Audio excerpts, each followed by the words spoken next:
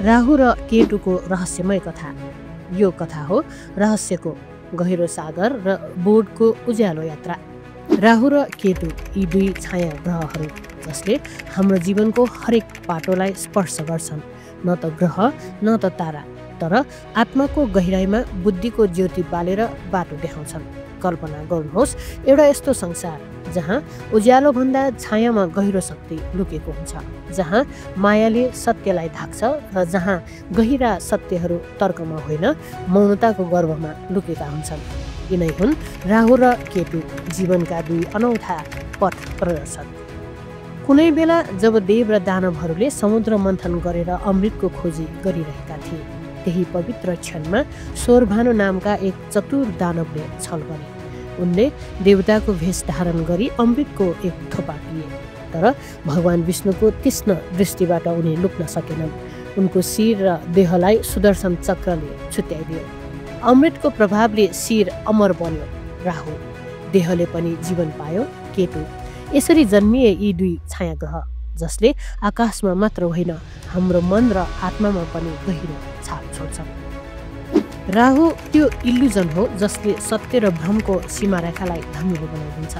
आधुनिक संसारको चहल पहल, डिजिटल दुनियाँको लोभलाग्दो रङ, सामाजिक सञ्जालको मोह, राजनीतिक चालबाजी, गुप्त शक्तिको खेल, यी सबैमा राहुको सङ्गीत बन्छ।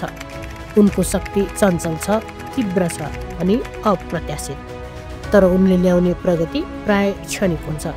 बाहिर चम्किलो, भित्र खोक्रो। राहुको साहस पनि अनौठो छ। यो मङ्गलको जस्तो स्पष्ट होइन, बरु जुवाडेको जोखिम जस्तो, जुन कहिले ठुलो जित ल्याउँछ, कहिले मृत्यु बनाउँछ। राहुले तपाईँलाई प्रश्न गर्न बाध्य पार्छ। के तिमीले आफूलाई साँच्चै चिनेका छौ? के तिमीले आफ्नो जीवन नियन्त्रण गरेका छौ?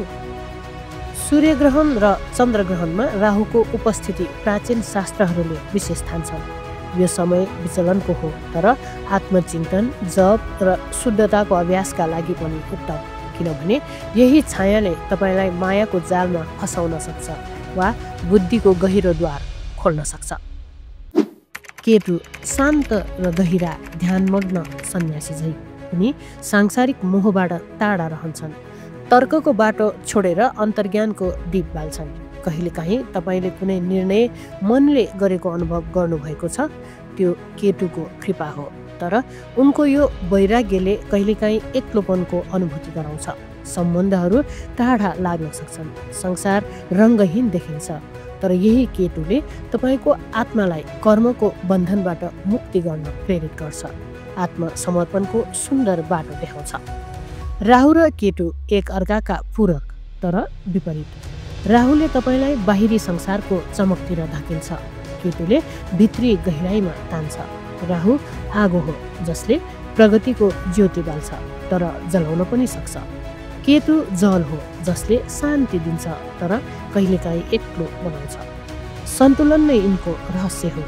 राहुको जोसलाई अँगाल्नुहोस् तर नजल्नुहोस्, केतुको मौनतालाई स्वीकार गर्नुहोस् तर एक्लो नहुनुहोस्। आजको युग राहुको रङ्गमञ्च हो। डिजिटल व्याकुलता, कृत्रिम बुद्धिमत्ताको दौड, फोमोको तृष्णा, यी सबै राहुका रङहरू हुन्, तर केतु फुसफुसाउँछन्। हौसला छोड, बिस्तारै हिँड, सास फेरेर बाँच। वास्तविक चुनौती भनेको यी दुई छायाबीचको भेद छुट्याउनु हो। तपाईँ स्क्रिनमा हराउँदा एकछिन सोच्नुहोस् त, यो प्रगति हो कि केवल कोलाहल? राहु र केतु मिठक होइनन्, यी तपाईँभित्रका द्वन्द्वका प्रतिबिम्ब हुन्। राहु सोध्छ, के पछ्याइरहेका छौ तिमी? केतु उत्तर दिन्छ, के छोडिरहेका छौ? उत्तर तपाईँको आत्माको गहिराइमा लुकेको छ। तपाईँ कुन बाटो रोज्नुहुन्छ? राहुको मायावी चमक कि केतुको बुद्धिमय मौनता? यो यात्रा दुवैलाई अँगाल्ने हो। राहुले तपाईँलाई ठुलो सपना देख्न, विद्रोह गर्न सिकाउँछ। केतुले आत्मालाई सुन्न, अपरिचितमा शान्ति खोज्न प्रेरित गर्छ। यी छाया ग्रहहरू तपाईँको जीवनका छायामा बुद्धिको दीपक बन्छन्, यदि तपाईँ तयार हुनुहुन्छ भने। एउटा प्रश्न तपाईँलाई, के तपाईँ राहुको चमकमा हराइरहनु भएको छ वा केतुको मौनतामा शान्ति खोज्दै हुनुहुन्छ? तपाईँ कुन छायासँग नाचिरहनु भएको छ? आफ्नो अनुभव बाँड्नुहोस्। यदि मन छ भने हामीसँगै तपाईँको राहु केतु यात्रा बुझ्न सक्छौँ।